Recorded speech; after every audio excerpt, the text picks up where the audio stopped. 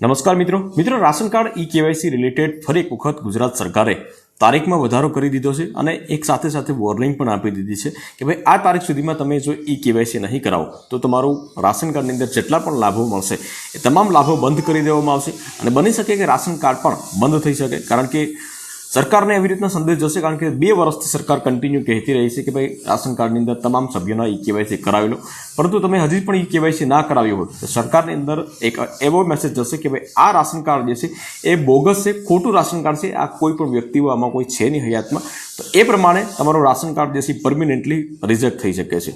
અને ગુજરાતની અંદર એવા 5 લાખ હજી પણ રાશન કાર્ડ છે કે જેનું ઈ કેવાયસી બાકી છે. તો તારીખમાં વધારો કરી દીધો છે. શું છે આખો પરિપત્ર, શું છે એની માહિતી, એના વિશે સંપૂર્ણ માહિતી આ વિડીયોના માધ્યમથી જાણીશું. તો વિડીયોને લાસ્ટ સુધી જોતા રહેજો. તો ચાલો શરૂ કરીએ.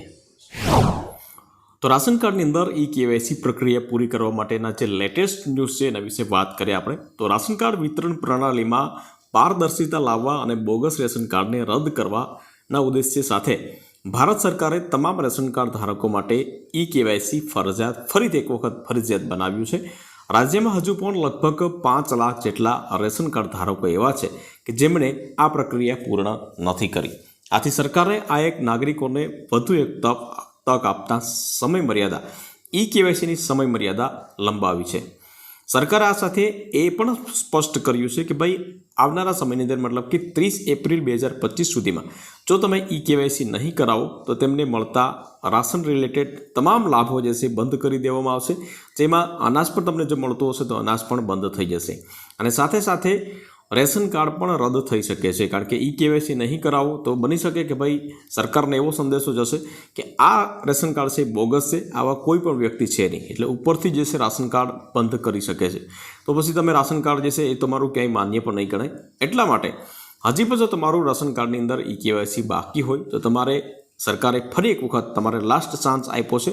30 એપ્રિલ 2025 સુધીમાં તમારે ઈ કેવાયસી કરાવી લેવાનું રહેશે. સરકાર માત્ર પાત્ર લાભાર્થીઓને જ રાશન કાર્ડનો લાભ આપવા માગે છે અને આ માટે રાશન કાર્ડને આધાર કાર્ડ સાથે લિંક કરી અને બાયોમેટ્રિક વેરિફિકેશન દ્વારા ઓળખ સુનિશ્ચિત કરવામાં આવી રહી છે. હજુ પણ 5 લાખ રેશન કાર્ડ ગુજરાતની અંદર રેશન કાર્ડ ધારકોનું ઈ કેવાયસી બાકી રહેવા પાછળ ઘણા બધા કારણો હોઈ શકે છે. ખાસ કરી અને ગ્રામ્ય વિસ્તારની અંદર મોસ્ટ ઓફલી ઘણા બધા લોકોના ઈ કેવાયસી બાકી છે. એની પાછળના કારણ જે છે ટેકનિકલ સમસ્યાઓ હોઈ શકે, જેમ કે નેટવર્કની ખામી હોઈ શકે છે. ત્યાર પછી અમુક એવા છે કે ઈ પોસ્ટ મશીનોમાં ખરાબી હોઈ શકે છે, તો એ પણ એક મોટું કારણ જે છે એ સામે આવ્યું છે. આ ઉપરાંત ઘણા બધા લાભાર્થીઓ હજુ પણ ઈ કેવાયસી પ્રક્રિયા વિશે પૂરતા જાગૃત નથી. ગ્રામ્ય વિસ્તારની અંદર જે મતલબ કે મજદૂરી લોકો હોય તો ઈ કેવાયસી શું છે એના વિશે પૂરતી એને કોઈ ખ્યાલ નથી હોતો, કોઈ પણ જાગૃતતા નથી હોતી. તો એવું પણ કારણ હોઈ શકે કે ભાઈ ઈ કેવાયસી આના કારણે ન કરાવી શક્યા અથવા તો એને માહિતી ન મળી હોય.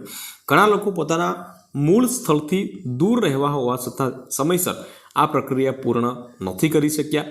વૃદ્ધો કે જેમની આંગળીઓ જે છે એની છાપ જે છે ઘસાઈ જવાથી એને જે ફિંગરપ્રિન્ટ વેરિફિકેશન માટે આવવા જોઈએ તો એ નથી આવતા. તો આ પણ એક મુશ્કેલી જે છે એનો સામનો કરવો પડે છે. કેન્દ્ર સરકારે એ સુનિશ્ચિત કરવા માગે છે કે ભાઈ 30 એપ્રિલ 2025 સુધીમાં 100% ઈ કેવાયસી પ્રક્રિયા પૂર્ણ થાય. જો આમ નહીં થાય તો લાખો લાભાર્થીઓ સબસિડી અને અનાજની ફાળવણી જેવી સુવિધાઓથી વંચિત રહી જશે, મતલબ કે રાશન કાર્ડ તમારું બ્લોક થઈ શકે છે.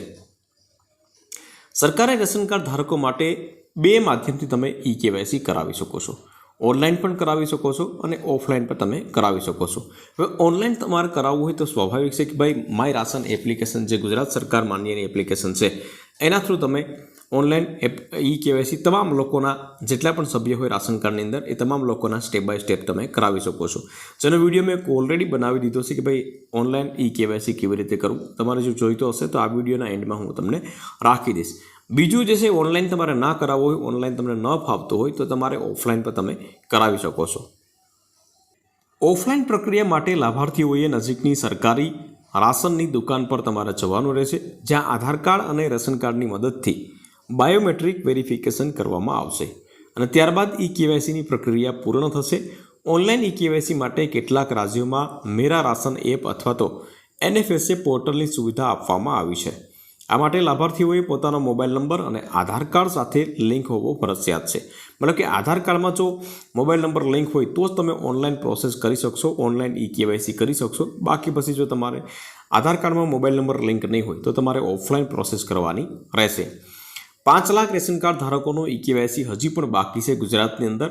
તેમને સરકાર દ્વારા આપવામાં આવેલી આ એક છેલ્લી તક છે કે જે ભાઈ 30 એપ્રિલ 2025 પહેલાં તમારે પોતાની પ્રક્રિયા પૂર્ણ કરવા અનુરોધ કરવામાં આવે છે, જેથી તેઓ ભવિષ્યમાં મળતા સરકારી લાભોથી વંચિત ના રહે.